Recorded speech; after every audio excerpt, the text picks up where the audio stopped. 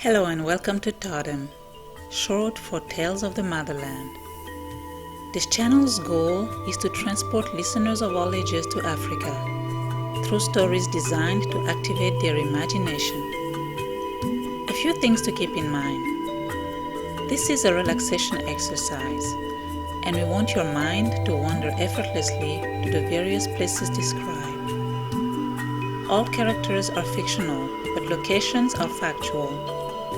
We will never give away the exact country's name in the story itself, because our objective is to have you find out through some research where each story takes place.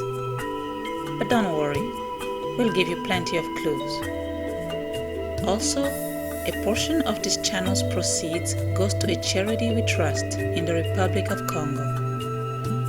The motherland is very vast and full of exciting adventures, and we want to share them with you, your families, and your friends. So please remember to like the video and make sure to hit the subscribe button to support our channel. Thank you, and let's begin. Zawadi. It is early afternoon in Pangani, a small town located on the east coast of Africa. The birds' last calls can be heard throughout the land, and critters' sounds announcing the falling of the evening. Kaisa and her sisters had just finished taking one last dip in the now glimmering ocean, and were happily chanting as they marched to get back home before night time. Their Malaika song echoed beautifully in the crisp air surrounding the outskirts of their village. Having 7 sisters was so much fun. They did a lot of things together. They cooked together, sewed together, played together, ate together, visited with each other, cried together sometimes, and they sang. They loved to sing. Kaisa was the youngest and felt like she was not as good or as valuable as her older siblings. She could do nothing half as well as her older sisters could. Kupika, for example, the oldest sister, she was probably the second best cook in the entire village after their mother. People said that once you tasted Kupika's mandazis, people would hear you sing her praises all the way to Mount Kilimanjaro, the tallest single standing mountain in the world. And her chapatis were to die for. This great skill had been heard all over the land, and all eligible bachelors had been fighting to get her attention, and more especially a date with her. Especially the very hungry ones, of course. Hers was truly a gift. Then there was Imba, the second oldest. She was a great singer. Her voice was just heavenly.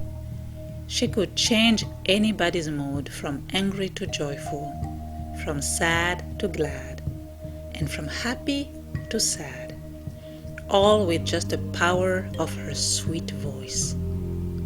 Kaisa was certain that her sister's singing made boodles, hoopos, bee-eaters, and all other birds pale in jealousy.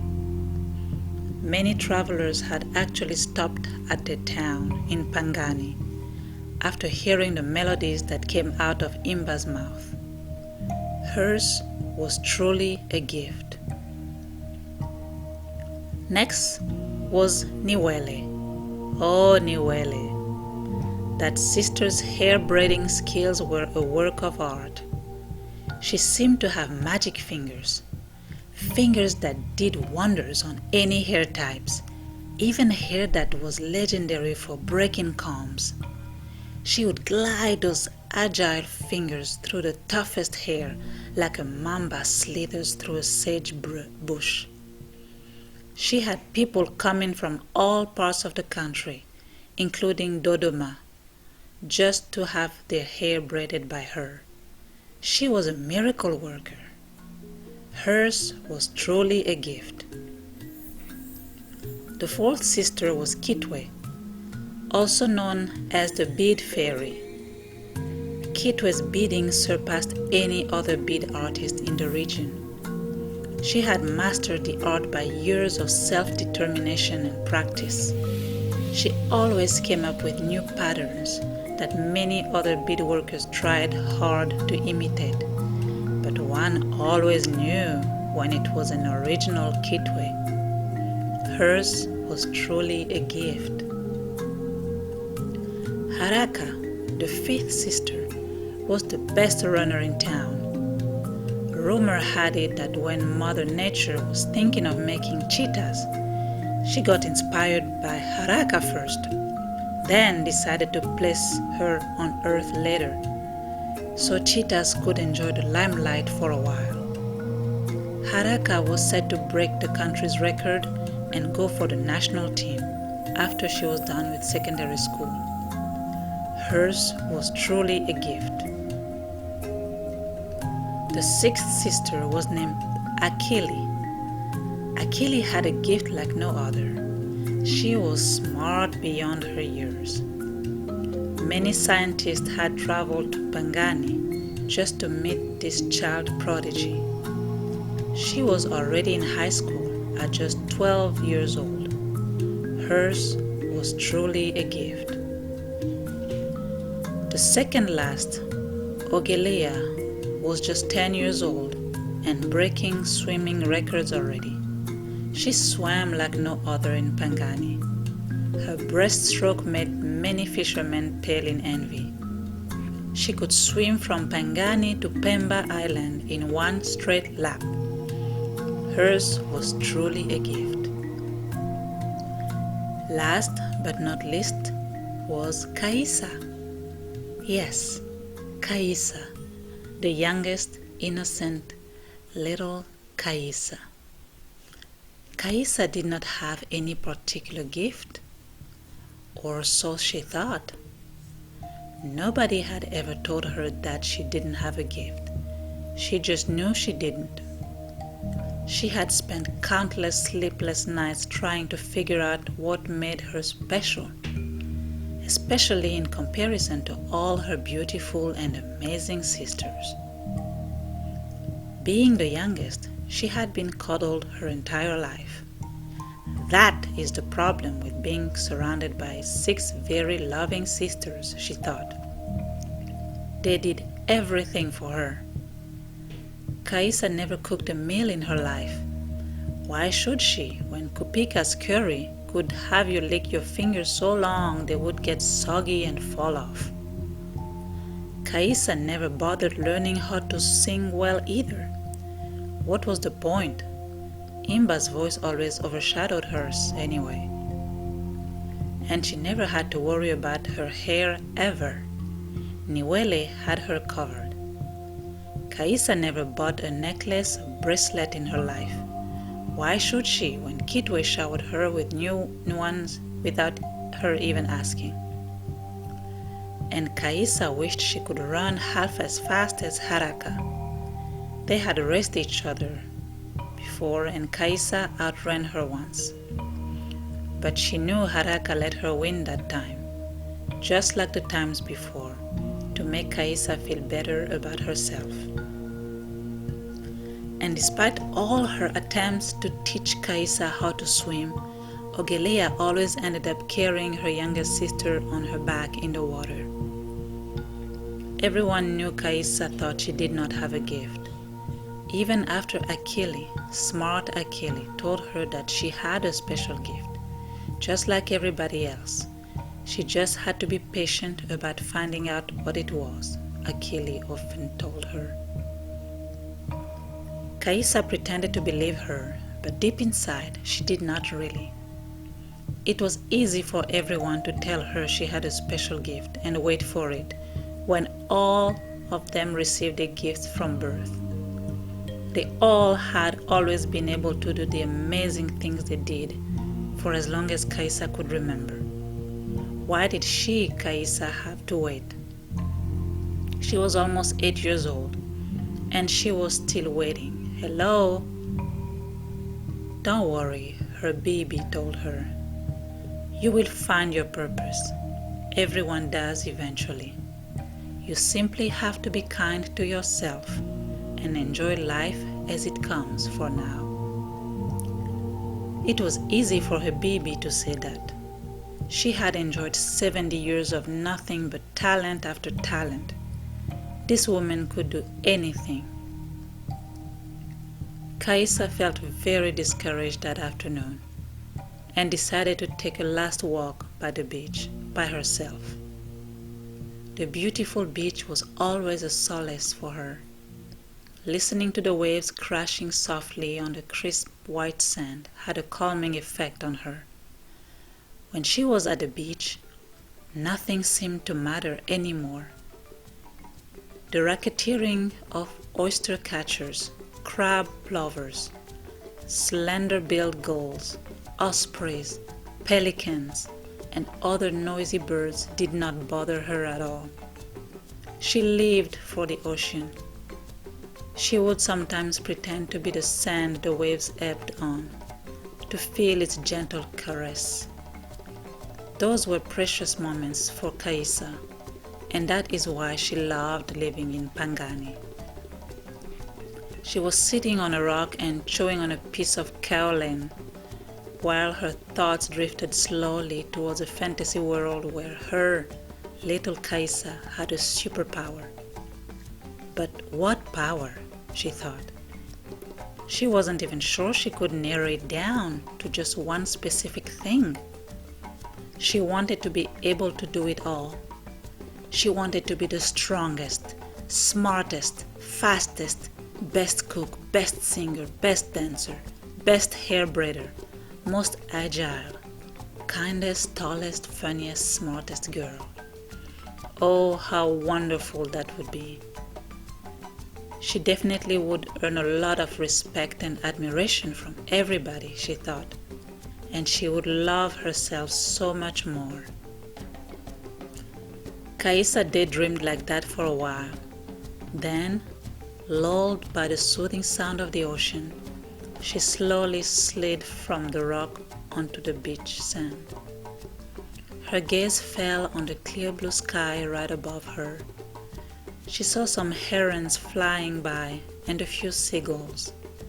She could hear in a distance the sound of the last few fishermen calling it a day and docking their mutumbwis on the shore. Fishing was the main source of revenue for many families in Pangani. That and tourism. The town had a lot to offer in terms of history, culture, and overall charm. The beautiful vegetation was on par with some of the most heavenly places on the planet too. Lush forests filled with palm trees, acacias, and kigelias.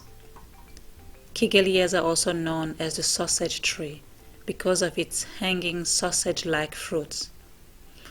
All blanketed the shores where Kaisa and countless other children spent a childhood filled with unforgettable hide-and-seek moments, among other experiences. Usambaras, impatience, and St. Polia were all beautiful flowers that made the place even more attractive. Kaisa loved their fresh smell, especially in the morning or after the rain. Before she knew it, Kaisa was dozing off. She thought she could use a short nap anyway. She had a lot on her mind, and she still needed to figure out what her thing was. If only she could just have it all, she thought one more time, before drifting into a heavy slumber. When she woke up, Kaisa was terrified to discover that night had fallen and the stars were shining brightly in the sky. Oh no, she thought to herself, I slept a lot longer than I planned. Mama will be furious. A young lady has no business being outside at this time of the day. She quickly got up, a lot easier than she had anticipated.